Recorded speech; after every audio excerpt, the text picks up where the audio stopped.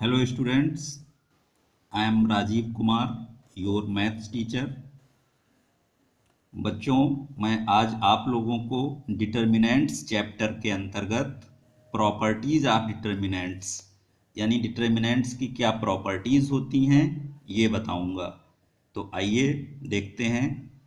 First property है the value of a determinant is zero if all elements of a row और column are zero. मतलब अगर किसी determinant में किसी रो के या फिर किसी कॉलम के सारे एलिमेंट्स जीरो हों तो उस डिटर्मिनेंट की वैल्यू ज़ीरो हो जाती है। एग्जाम्पल लेते हैं A1 B1 C1 A2 B2 C2 0 0 0। बच्चों यहाँ पर देखिए, इसका जो तीसरा रो है यानी ये वाला, इसमें सारे एलिमेंट्स जीरो हैं, इसलिए इस प्रॉपर्टी के अंतर्गत इस पूरा डिटर्मिनेंट की वैल्यू जीरो हो जाएगी। Property 2, the value of a determinant will remain the same when rows are changed into columns. इसका मतलब है प्रॉपर्टी 2 क्या कहती है, the value of a determinant यानी किसी डिटर्मिनेंट की value will remain the same यानी बिल्कुल वही बनी रहती है। कब? When rows are changed into column, यानी अगर आप रोज को कॉलम में चेंज कर देंगे तो डिटर्मिनेंट की वैल्यू वही बनी रहेगी, यानी डिटर्मिनेंट का मान नहीं बदलेगा। एग्जाम्पल लेते हैं। यहाँ पर देखिए, ये A1 B1 C1 A2 B2 C2 और A3 B3 C3, पहली रो, दूसरी रो, तीसरी रो यहाँ पर है। और अगर हम इसकी पहली रो को देखिए, पहला कॉलम बना दिया, दूसरी रो को दूसरा कॉलम बना दिया और तीसरी रो को तीसरा कॉलम बना दिया, तब भी दोनों डिटर्मिनेंट को इक्वल रखा गया है। अगर आप एक्सपेंड करके देखेंगे भी तो दोनों डिटर्मिनेंट्स की वैल्यू सेम आएगी। सो अगर हम किसी डिटर्मिनेंट में सारी रो को सारे कॉलम में बदल दें, यानी पहली रो को पहले कॉलम में, दूसरी रो को दूसरे कॉलम में और तीसरी रो को तीसरे कॉलम में बदल दें, तो इससे डिटर्मिनेंट की वैल्यू चेंज नहीं होती है, वही की वही रहती है। अब property 3, if any two rows or columns of a determinant are interchanged then the sign of the determinant is changed। ये प्रॉपर्टी क्या कहती है, इफ एनी टू रोज यानी या तो कोई दो रोज या फिर कोई दो कॉलम ऑफ ए डिटर्मिनेंट यानी डिटर्मिनेंट के आर इंटरचेंज यानी परस्पर बदल दिए जाते हैं, तो क्या होता है, then the sign of the determinant is changed, तो डिटर्मिनेंट का साइन यानी जो मार्क शुरू में होता है वो बदल जाता है। एग्जाम्पल लेते हैं A1 A2 A3 B1 B2 B3 C1 C2 C3। अब आप यहाँ देखिए क्या किया गया है, ये हमारा जो पहला कॉलम था इसको हमने यहाँ से उठा के दूसरे कॉलम की जगह पे रख दिया और जो दूसरा कॉलम था उसको उठा के हमने पहले कॉलम की जगह पे रख दिया। तो ऐसा करने से क्या होगा, डिटर्मिनेंट की वैल्यू तो वही रहेगी लेकिन सिर्फ साइन बदल जाएगा, यानी पहले अगर मान लो 5 वैल्यू थी तो अब -5 हो जाएगी। इस तरह केवल साइन बदल जाता है अगर हम एक कॉलम को दूसरे कॉलम से परस्पर बदल दें या एक रो को दूसरी रो से परस्पर बदल दें, तो डिटर्मिनेंट की वैल्यू वही रहेगी लेकिन साइन बदल जाएगा, माइनस हो जाएगा। अगर पहले से प्लस है तो माइनस हो जाएगा, अगर पहले से ही माइनस है बाहर तो भी प्लस हो जाएगा, यानी साइन बदल जाता है। Property 4, the values of a determinant is zero when any two rows और कॉलम्स आर आइडेंटिकल। प्रॉपर्टी 4 ये कहती है कि किसी भी डिटर्मिनेंट की वैल्यू को हम जीरो कह सकते हैं अगर एनी टू रोज यानी उसकी दो रोज या उसके दो कॉलम्स आर आइडेंटिकल। आइडेंटिकल का मतलब होता है एक जैसा होना, समान होना। तो अगर किसी डिटर्मिनेंट में कोई भी दो रोज या कोई भी दो कॉलम एक जैसे हैं तो उस डिटर्मिनेंट की वैल्यू जीरो होगी। ये है प्रॉपर्टी। उदाहरण लेते हैं, A1 A2 A3 फिर A1 A2 A3 B1 B2 B3। तो यहाँ हम देख रहे हैं हमारी जो R1 है और जो हमारी R2 है वो एक ही जैसी है, R1 and R2 are same, इसलिए इस प्रॉपर्टी के अनुसार इसकी वैल्यू जीरो हो जाएगी। तो अब अगली प्रॉपर्टी बढ़ते हैं, प्रॉपर्टी 5। प्रॉपर्टी 5 क्या है? If each element of a row or column is multiplied by a number, when value of new determinant will be multiplied by that number to the original determinant। ये property क्या कहती है कि अगर किसी determinant में हम मल्टीप्लाई करते हैं किसी चीज़ का, जैसे यहाँ पर देखिए एग्जांपल लेते हैं, तो ये K1 K2 K3 ये एक डिटर्मिनेंट है, तो हम इस K को बाहर कॉमन की तरह ले सकते हैं। या फिर जब कभी हमें डिटर्मिनेंट में कुछ मल्टीप्लाई कराना हो तो किसी रो के सभी एलिमेंट में या फिर किसी एक कॉलम के सभी एलिमेंट में बस मल्टीप्लाई कराते हैं, सारे एलिमेंट्स नहीं कराते हैं। यही चीज़ जब मैट्रिक्स हम पढ़ा रहे थे तो हमने बताया था मैट्रिक्स में तो हर एलिमेंट से कराया जाता है मल्टीप्लाई, लेकिन यहाँ पर सिर्फ एक रो में, कोई भी रो हो या कोई भी कॉलम हो, उसके बस एलिमेंट्स में कराया जाता है के का मल्टीप्लाई।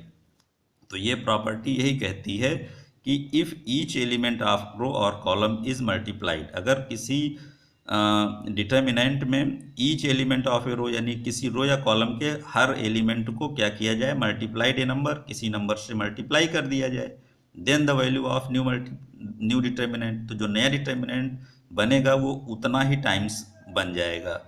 जैसे मान लो हमने एक रो, ये पहली रो है, इसको हमने क्या किया, सब में के से मल्टीप्लाई करा दिया, तो जो हमारा डिटर्मिनेंट है वो के टाइम्स हो जाएगा। के से मल्टीप्लाई कराया तो के टाइम्स, अगर 5 से मल्टीप्लाई कराते सब में तो ये 5 टाइम्स हो जाता। ये है प्रॉपर्टी 5। अब आगे बढ़ते हैं, पेज 1 फिनिश हो गया।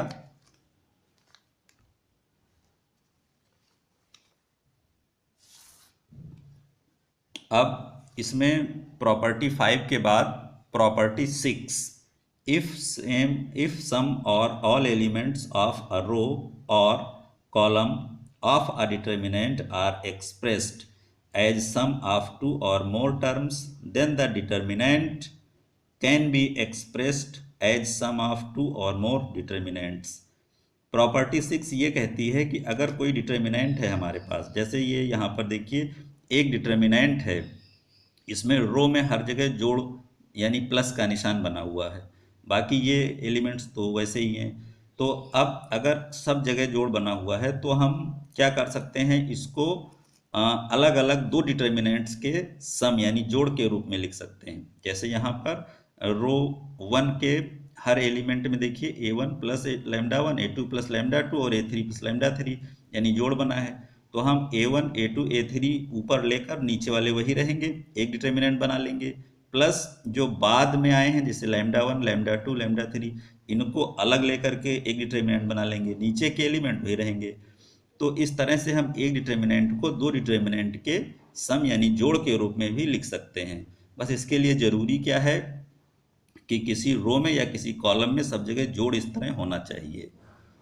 अब property 7, if to each element of any row और column of a determinant the equimultiples of corresponding elements of other row or column are added, then the value of the determinant remains the same।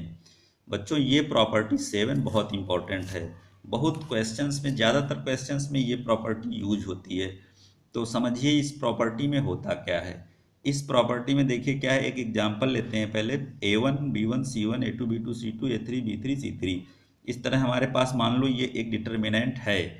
अब हम क्या करेंगे, इसमें जो हमारा नीचे का आप देख रहे हैं रो 3 C1 C2 C3 है। अब इसमें हम क्या करेंगे, के का मल्टीप्लाई करेंगे, इसके हर एलिमेंट में के का मल्टीप्लाई करेंगे और जो मल्टीप्लिकेशन आएगा उसको R1 के हर एलिमेंट में जोड़ देंगे। जैसे C1 में अगर हमने के का मल्टीप्लाई किया तो क्या हो गया, के C1, तो A1 प्लस के C1, और C2 में के का मल्टीप्लाई किया तो के C2 आया, उसको A2 में जोड़ दिया, और C3 में के का मल्टीप्लाई कराया तो के C3 आएगा और वो के C3 A3 में जोड़ दिया। तो इस तरह से हमने क्या किया कि जो पहली रो है उस रो को बदल दिया। कैसे, जो रो 3 थी उसमें के का मल्टीप्लाई करके फिर R1 में उसको जोड़ दिया, तो इस तरह से करने से इन दोनों डिटर्मिनेंट्स की वैल्यू इक्वल रहती है और डिटर्मिनेंट बहुत इजी हो जाता है, उसकी वैल्यू बहुत आसानी से आ जाती है। इसलिए ये प्रॉपर्टी बहुत ही इंपॉर्टेंट है। और सिर्फ रो में नहीं, कॉलम में भी कर सकते हैं। आप किसी कॉलम के सभी एलिमेंट्स में किसी एक नंबर का मल्टीप्लाई करके किसी दूसरे कॉलम में जोड़ या घटा सकते हैं, इससे भी कोई फर्क नहीं पड़ता है। तो प्रॉपर्टी 8 अब पढ़ते हैं। If the elements of the determinant are the polynomial in a variable x and by putting x is equal to a the determinant vanishes, then x minus a will be a factor of the determinant. मतलब ये है कि अगर किसी determinant में, मान लो ये determinant है, तो इसमें x की जगह अगर हमने a रख दिया और ऐसा करने से इस डिटर्मिनेंट की वैल्यू निकल के आ गई 0, तो ये कहा जाएगा कि x बराबर a अथवा x माइनस a क्या है, इसका एक फैक्टर है। क्योंकि वो रखने से इस डिटर्मिनेंट की वैल्यू 0 हो गई, तो वो x इक्वल a या x माइनस a इसका एक फैक्टर हो जाता है। तो ये है प्रॉपर्टी नंबर 8। अब आगे बढ़ते हैं, पेज 2 फिनिश हो गया है।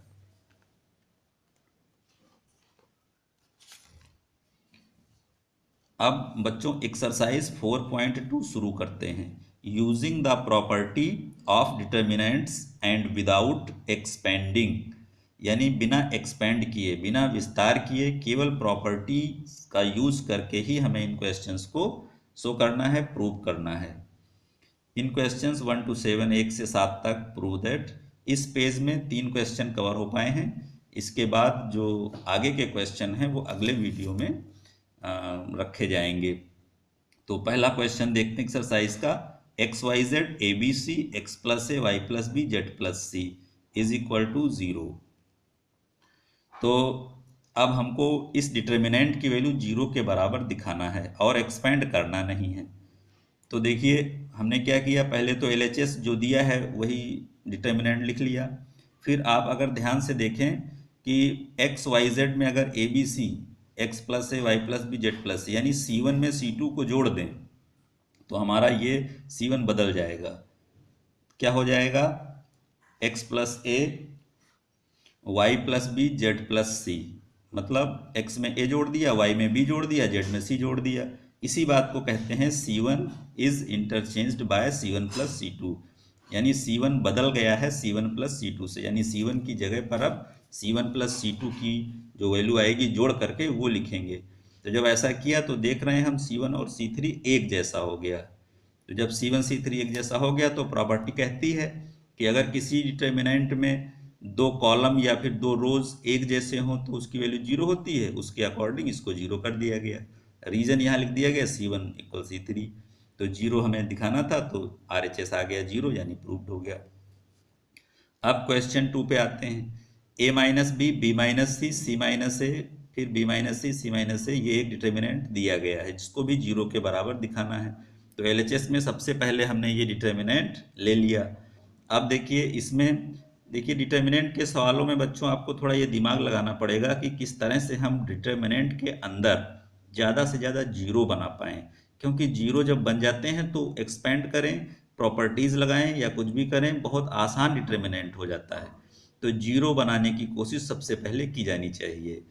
तो a माइनस बी, अब इन तीनों को अगर हम जोड़ें तो दिमाग लगाएं थोड़ा सा, तो इसमें तीनों को जोड़ें तो देखिए a minus B plus B minus C plus C minus A, तो ये सारे कट जाएंगे यानी 0 हो जाएगा। तो हम क्या करें कि इस हमारे C1 में C2 C3 को जोड़ दें और फिर जो है C1 की जगह पर लिख दें। यही किया गया है यहाँ पर, यानी C1 को बदल करके हमने C1 plus C2 plus C3 कर दिया है। यानी पहली कॉलम को यहाँ नहीं लिखेंगे, पहली कॉलम की जगह पर पहली प्लस दूसरी प्लस तीसरी कॉलम का जोड़ लिखेंगे, तो ये सब जोड़ आएगा। और बाकी 2 कॉलम वैसे उतार दिए।